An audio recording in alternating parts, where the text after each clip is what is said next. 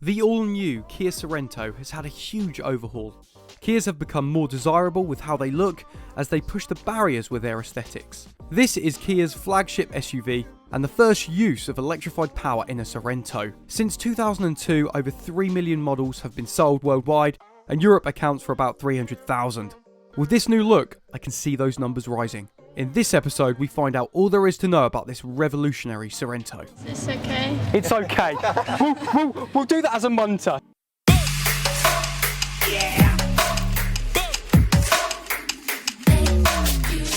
So one of the first things I noticed when jumping into the Sorento was the nice high ride position. Also, it's got a nice weighty feel to it that keeps you and your family secure. But when you do come into those small villages and towns, you do have to concentrate because you start to feel that little bit wider on the road. So let's talk about competitors. Firstly, the Kia Sorento, this is trim level 4, the highest spec, £47,000, give or take. And entry level into the Kia Sorento, you're looking at £39,000. Peugeot 5008, £30,000. Skoda Kodiaq, 28k. If you want a Q7, BMW X7 or Discovery, you're looking at 50k plus. So what I want to know is, what would you have? Yes, the Kia Sorento is a little bit more money. It's a little bit, £9,000 more than the Peugeot 5008, but the third row is bigger. You've got loads of space, you've got loads of tech. What would you go for? I think the Kia Sorento is a great option, but out of those options from the competition I've just given you, what would you be choosing? Okay, so how does the Kia Sorento handle? Well, it's got a nice balance to the steering. It's very nicely weighted and it's direct. It does exactly what you need it to do. Move the steering wheel ever so slightly and it responds to every touch. One thing I found out when driving the Sorento is when stationary and about to pull out at junctions, the electric motor really helps shift that 2006 kilogram weight of the car. Because you might be wondering, it's a big SUV, what's it like? Has it got a bit of go? With 8.7 seconds 0 to 60, you think, it's a slow car, what's it like pulling out of junctions? But actually, when driving it, my experience has been, whoa, okay, nice one. And it's got me out of situations when coming to a standstill, literally like this, I need to get ahead, that electric motor just gives me that burst of energy, and then the engine kicks in and takes over. What about the suspension? Now I'm going to be honest with you, I read a lot of reviews and I saw a few things online saying that the suspension was a little bit firm and a little bit awkward over certain bumps. But I tend to disagree. I don't really find it that firm. And I've been driving it on loads of different roads with some big cavities and potholes you could just fall into. And yeah, you hit a bump, you feel it, but I can't really say it's a negative. It's no air suspension, don't get me wrong, like the Audi e-tron 55 we had, but at the same time, the suspension is fine. It's also got self-leveling rear suspension on the back, on the trim levels 3 and 4s.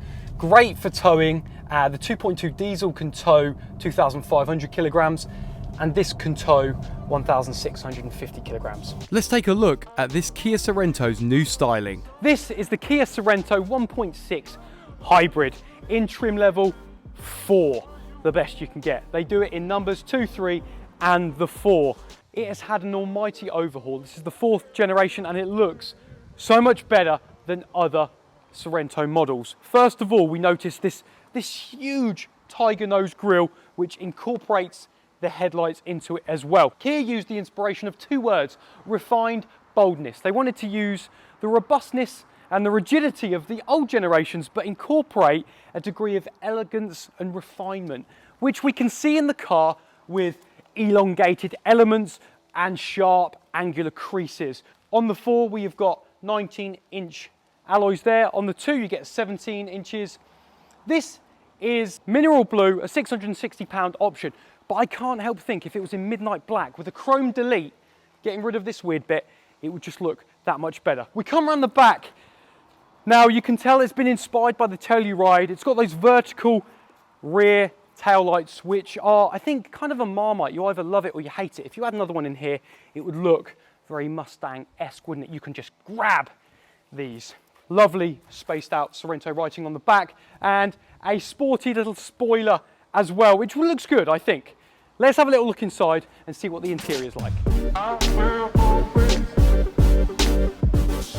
A very upmarket plush feel. Lots of good bits and some bad bits. I'm going to bullet point these for you, so let's start with the good. An amazing 12.3-inch digital cluster display, quirky and unique metallic mesh on the passenger side and on the doors. Different types of relaxing music. Lively forest, car motion waves, open air cafe, heated steering wheel, and heated seats and ventilated seats. 360-degree camera too. Android Auto and Apple CarPlay are all standard. Let's talk about boot space. 608 litres of boot space. If you put the second row down, 1,996 litres, big enough for two very colourful kayaks for you and your mate to go and have some fun on the river. On the floor also, exclusive to the Sorrento, you get Bose 10 speakers and a subwoofer. 7 seats in this Sorrento. Let's check out the third row. Press a button here. Very nice, moves forward, all electric. Jump in, bit of a squeeze. I'm 5'11", again, nice Napa leather seats. If I was a little bit taller, I wouldn't want to be in a long journey. My knees are upright. There's loads of little bits back here to play with. You've got USBs either side and air conditioning units. Very helpful. But let's be honest, these rear seats, they need to be for children and old people that have shrunk. Okay, now for the bad bits. The air ducts here are good, I like them. The little ones underneath, I think we could get rid of those and just make the main one a little bit bigger. Number two, there's a little bit of a weird bit sticking out here on the digital cluster display, coming out the side. I don't know if it could just be sort of designed to sort of blend in a little bit more. Number three, the piano black gloss. It's not a problem for me, but when it does scratch, it doesn't look great. And when speccing a Kia online, you can't get rid of this black glossiness.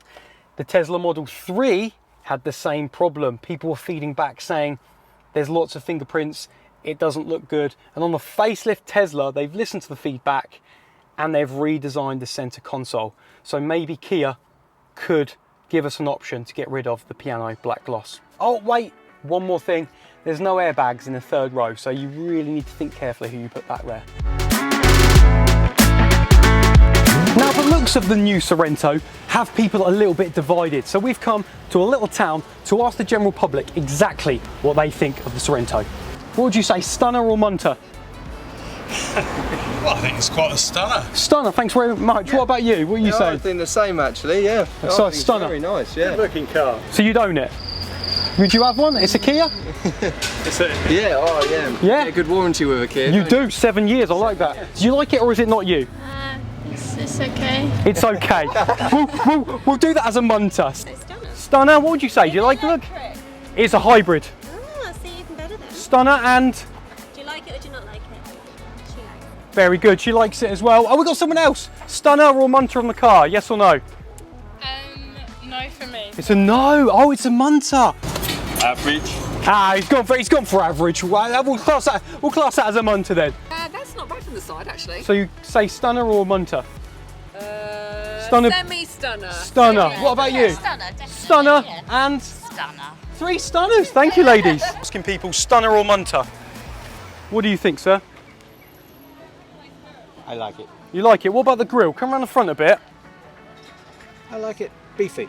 Beefy, so stunner. Stunner. Yeah. Brilliant. Go Okay. on. Oh, stunner or munter? It's alright. It's all right. Okay, we're going to go for a munter on that one. What about you, sir?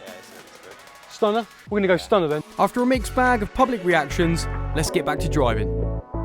This Sorrento comes with 2 engine options. You can get a 2.2 diesel or a 1.6 hybrid, and actually there is a plug-in hybrid option out now as well. They've streamlined your options. It's like going to a restaurant and having too much choice. Some people say it's a negative because it doesn't have any other engine choices, but actually I think it's a good thing. You either go for the petrol or the diesel. Because it's a hybrid, it has a 44 kilowatt motor and a very small battery pack of 1.48 kilowatt hours. Kia say that this model can do 38.2 miles to the gallon combined.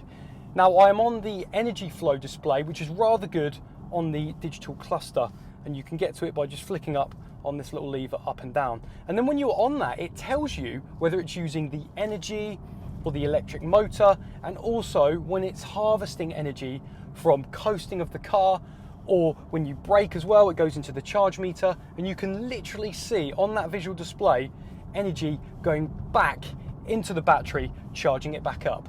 One of my favorite things that I find so useful on this Sorrento is the BVM. What's BVM? Well, I'll tell you, it's blind vision monitor. So every time you indicate right or left, your speedometer or tachometer changes to a high definition blind spot outside of your car. I mean, yeah, you can see through your wind mirrors anyway, but it's so good, it's so useful. It's HD, you can see everything. And the other day, it actually worked extremely well, because I was going around a corner, about to turn left, and a cyclist was in my blind spot. And because I indicated left, I could see him. What did I do? I moved slightly out of the way, no one got hurt. We have a few drive modes here on the center console, which are pretty fancy. You have Eco, and in that mode, it really explains itself. You know, it tries to keep you in a higher gear. The throttle response is a little bit less, so you can save those miles per gallon. Sport mode, you know, the opposite. The steering tightens up a tad, and you get a bit of a longer rev through those gear changes. And then you've got smart mode, which, if I'm going to be honest with you, I've just been using, because smart mode chooses whether it goes in sport or eco automatically, all depending on your driving behavior. The cruise control on this thing is so simple. There's no levers. All the buttons are on the steering wheel. With a touch of a button, I'm going to hit this mode and the cruise control kicks in. Then there's another button here, the distance button, so I can set how far I want my car to be from the car in front.